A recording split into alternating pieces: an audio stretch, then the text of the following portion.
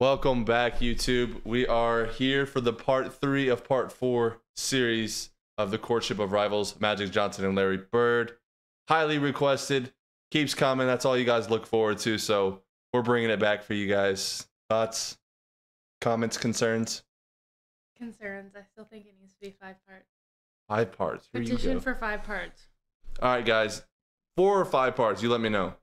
We're going to have this. I'm going to pause the border because you guys are freaking weird. Better freaking like it. But, ready? Yeah. For a while, the two of them had to come to grips with that.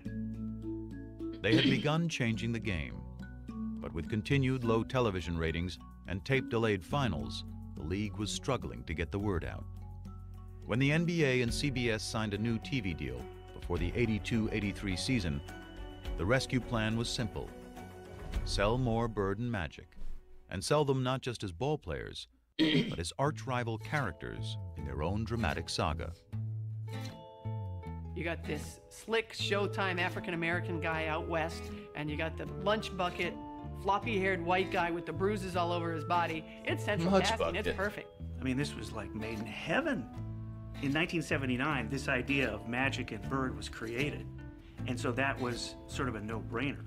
We'd have a doubleheader. It would be the Celtics playing first and the Lakers playing second, and that's the way we did it. And when the Celtics and Lakers both reached the finals just a year into the new TV deal in 1984, it appeared the superstar investment was about to pay off. It was huge. It was probably the biggest moment the NBA had up to that point. You had Boston and LA, East against West. What? It had all the... It's just crazy that the NBA struggled and then, like, used them to get back. It makes a lot more sense why, like, they were like, oh, yeah, we'll hear about it for the rest of our lives. Yeah, that's what people were saying, that this basically saved the NBA. Yeah, and they blew it up to something it probably wasn't. Yeah. To try to make it, like, interesting. Yeah, it's like every time they were performing or something, it was like the NBA Finals. It's like, oh, Bird and Magic are performing on the same day. Here goes our numbers. Yeah, it's interesting. Elements of a classic showdown. Including what was becoming the most inescapable element of all. Did we know that blacks and whites were lining up, the whites with the Celtics, the blacks with... Of course we knew that. Even in the Celtics' own backyard. They land at Logan Airport at the '84 finals. He's getting accosted by various people who are telling him Larry's going to take him down. But this one older African-American gentleman comes up to me and goes, Magic, I want to wish you well. Good luck. I want you to crush the Celtics. And he said, oh, well, where are you from? He said, well, I'm from Boston.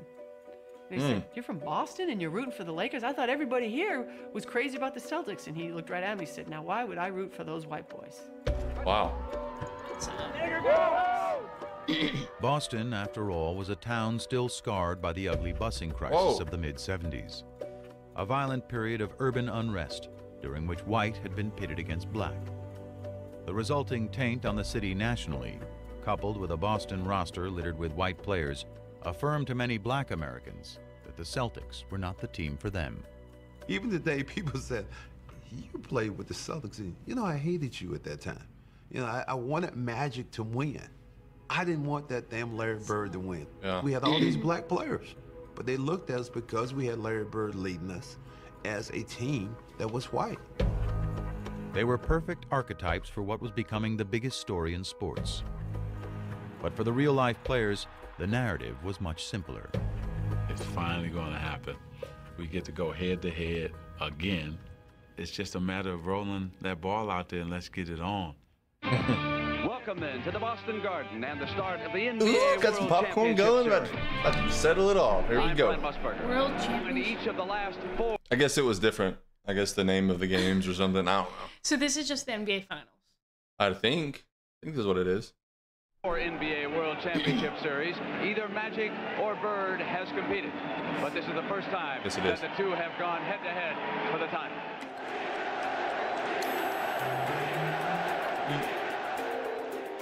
Man, we jumped out on them that first game, and we won in Boston.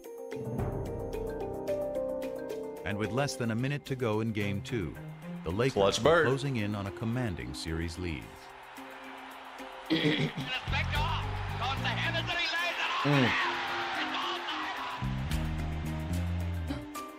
that point on, things began to crumble. Down to 9 seconds. Magic holding the ball. Magic trying to work on Maxwell. Magic has still got it down to 2 seconds. 1 second. He's going to have to shoot it. He doesn't get it. That was bad. Bad offense. Cheesy Johnson dribbling the timeout. What are you doing? The Lakers regained their stride in Game 3, only to be rudely knocked off it again in Game 4. Kurt Rambis. And now let's watch it. Cooper and the Celtics, and now the bench is empty.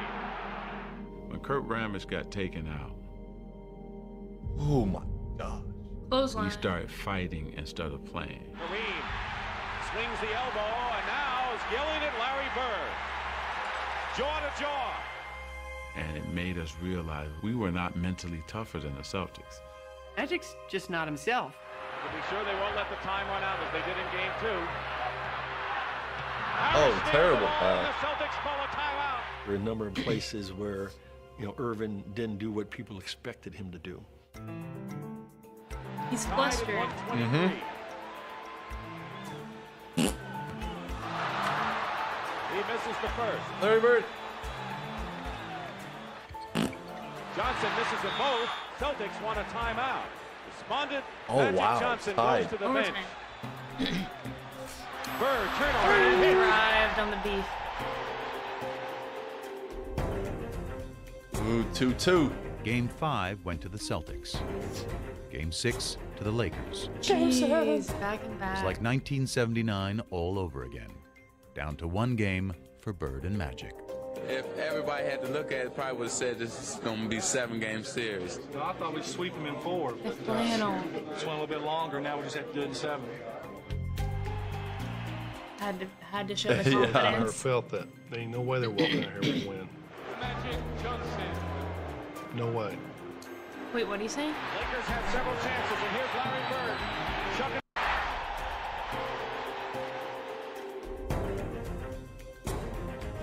Game 5 went to the Celtics. 1979 all over again. Down to 1 game for Bird and Magic. If everybody had to look at it, probably would have said this is going to be 7-game series. No, I thought we'd sweep them in 4, but just went a little bit longer. Now we just have to do it in 7. That's the only time I ever felt that. There ain't no way they're walking out here with a win. Magic Johnson. No way. Lakers have several chances, and here's Larry Bird. Chucking down the court. Let's go. Bird.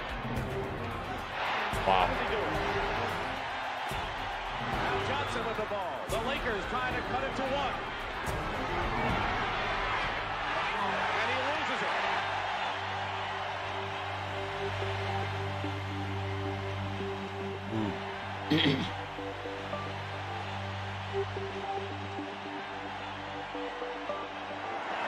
The Boston Storm the Celtics are court. world champions.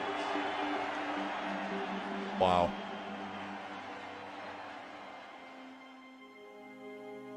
I pride myself in being the guy who's going to win it for us and deliver under pressure.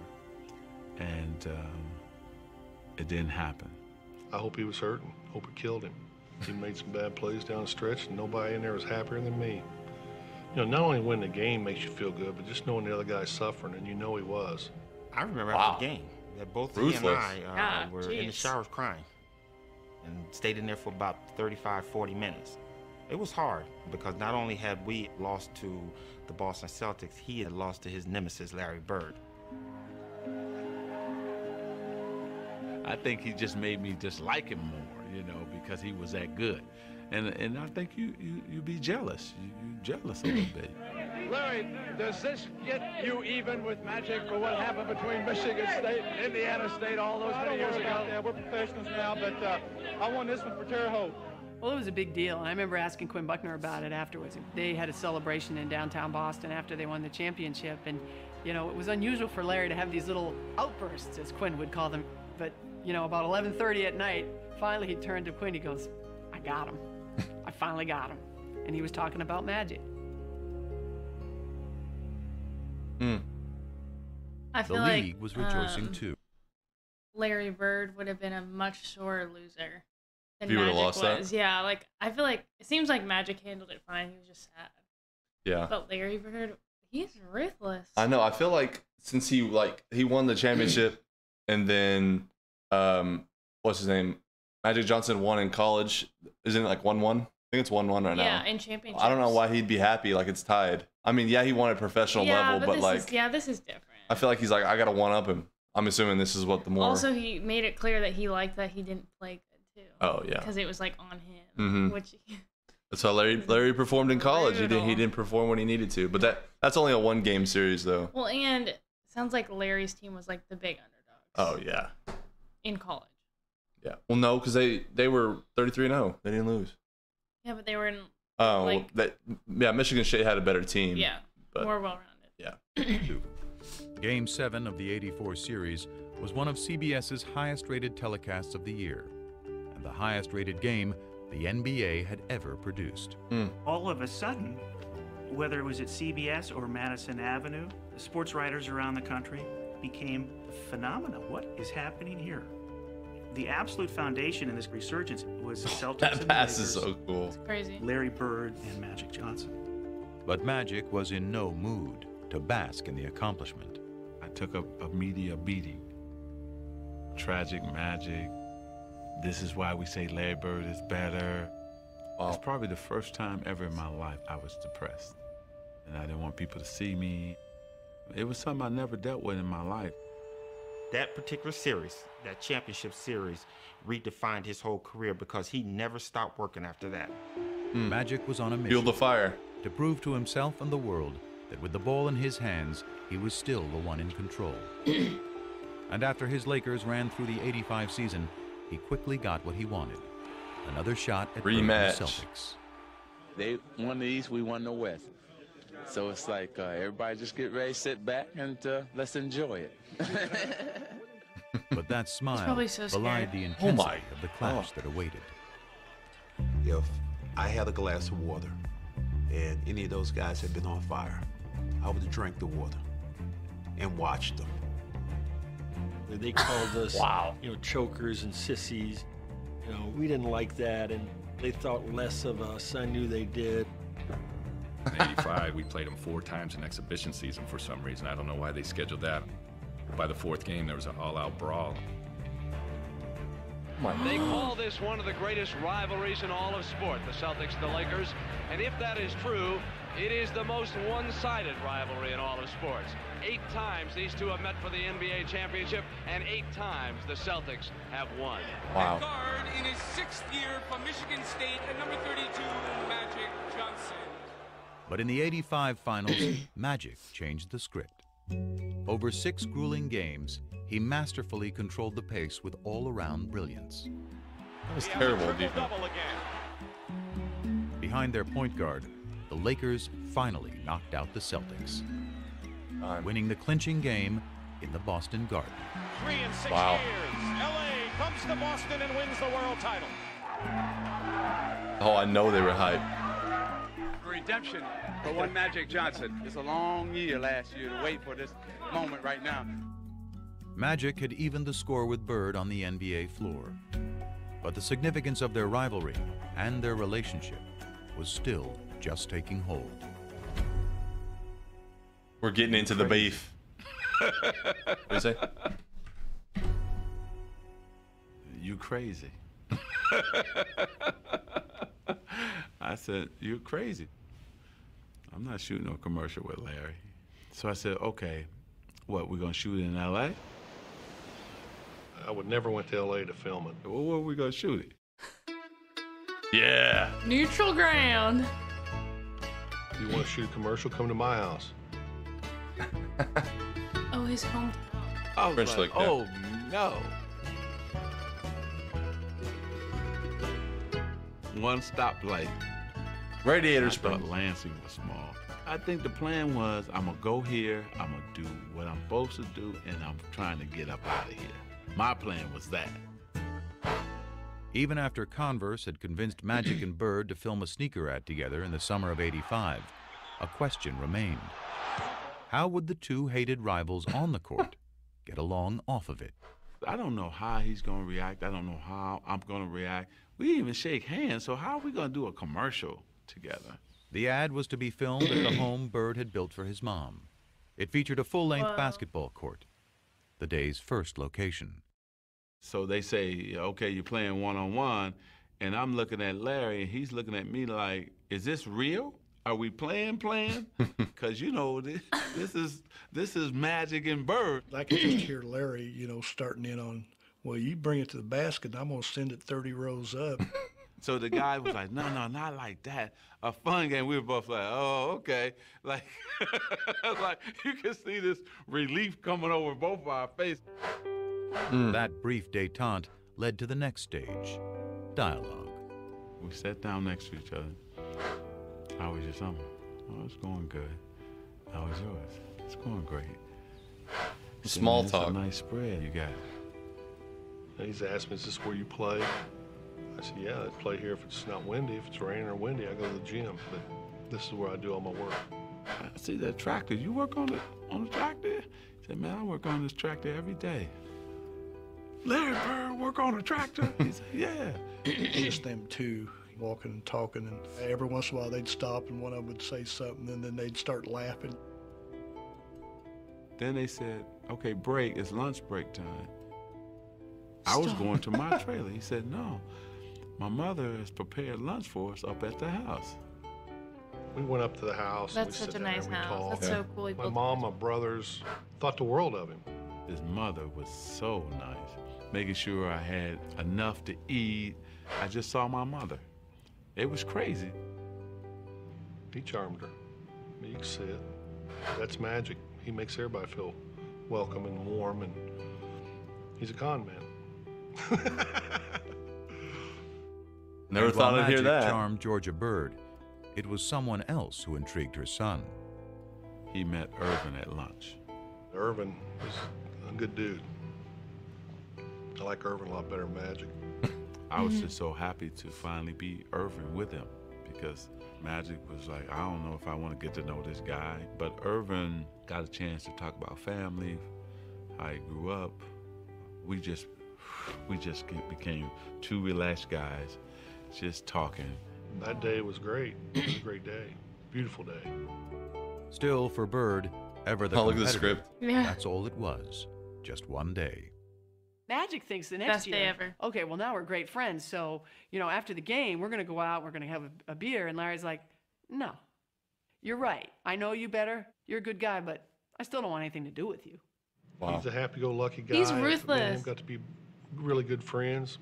Go out on the court, he could still play the same game. I couldn't. I mean, that's just the way it is.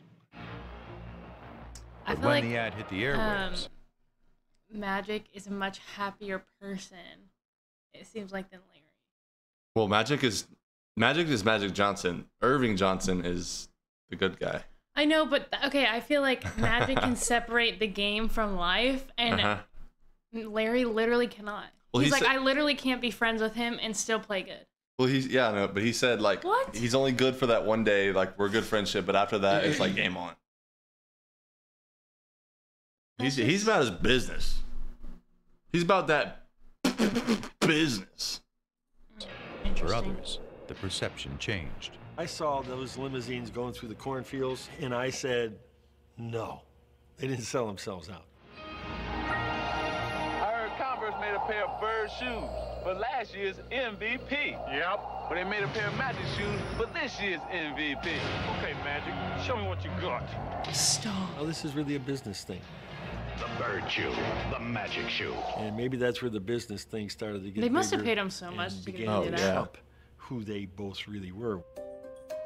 It polarized the whole idea of lunch bucket versus Hollywood, white versus black. Just cemented all the differences between them. Kids weren't wearing black gym shoes because they didn't want to be associated with the Larry Bird camp. You wore your white Converse. The basketball rivals had morphed into cultural warriors, and race, more than ever, had become an unavoidable part of the conversation. Yo! But nothing about Bird and Magic had ever been as simple as black and white. One of the big reasons this rivalry became so emblematic of so many things is because it was an easy dichotomy for people to understand. But it's crazy to simplify it as saying white people like Bird and black people like Magic because 13% of the country is black. But it wasn't like 87% black. But it wasn't like 87% of basketball fans preferred the Celtics. Who's your favorite basketball player? Magic Johnson. Who's your favorite movie star? Eddie Murphy. Pina, all you ever talk about is nigga this and nigga that. And all your favorite people are so-called niggas. It's different. Magic, Eddie, Prince are not niggas. I mean, they're not black. I mean, let me explain myself. Has the N-word ever been used by a white person to describe Irvin? I doubt it. It was a car. But as Magic enjoyed his image as a crossover star, it was Bird, the one-time great white hope, who had further emerged as the polarizing racial figure. But he's kind of hard. Due in part to that era's increasingly conservative political climate. The rolling back institutionally of the achievements of the civil rights movement were going on apace from about 1975 on. But the triumph of the movement that rolled it back took place in the 1980s. And I think there was people who were very aware in the black community of what was going on. And I think there was a lot of sublimated frustration. And I think one of the ways it got sublimated was into basketball. And I think Larry, through no fault of his own, was the receptacle within which the lingering resentments somehow flowed. And after Bird led the Celtics to the championship in 1986, his third in the pros, winning his third straight MVP award in the process, the resentment grew. I always felt that the press was biased in favor of Larry Bird. It always felt to me like they were gonna make Larry the hero. You know, you'd see somebody score and Larry would be in a cast in a suit on the bench and they'd say, Larry Bird made that possible a couple weeks ago when he told that guy he could do it and he just did it. They gonna get his motherfucker the assist and he not in the game? Not to be racist, but we have a white guy who's the best in the world. It's predominantly a black sport now. And you got a guy like Larry Bird who can't run, who can't jump, but can do everything out there. That don't mean nothing to me. It don't mean anything to me. It never has. I don't know why. I mean, am I doing something wrong here? Bird may have sought to avoid the conversation entirely, but the more he won, the less he could escape it. Now there's a steal by Bird. Underneath the DJ, lays it in. What a play by Bird. Crazy. In 1987, after Boston beat the Detroit Pistons to advance to the finals for the fourth straight year, Pistons rookie Dennis Rodman called Bird overrated because he was white. His teammate Isaiah Thomas then chimed in with some thoughts of his own. I think Larry is a very, very good basketball player. I think he's an exceptional talent. But I'd have to agree with Rodman. If he was black, he'd be just another good guy. I can remember in the locker room, I think it was Jack McMullen came up to me and said, Isaiah just said, boom, boom, boom, boom. And I go, so? He didn't care. Wow. We're getting into the nitty and gritty of all this rivalry stuff. So it's actually crazy to put things in perspective of like what the timeline was at the time of all this happening. Yeah. Like America was way different back then. So, well, there's part 3. Hope you guys enjoyed that. We'll have probably the finale. I don't know yet. We'll decide. 27 minutes of film left. We'll be all right. But I hope you guys enjoyed that. Comment if you guys are excited for part 4 or if you want part 5, make it into 2 more parts. I don't know. I don't know if you want to take her side or just do 4, knock it out. But we'll see. I hope you guys enjoyed that video. Like the video, subscribe if you're new, and subscribe if you are shorter than me. Yeah. And we will catch you guys in the next video. Bye. Later.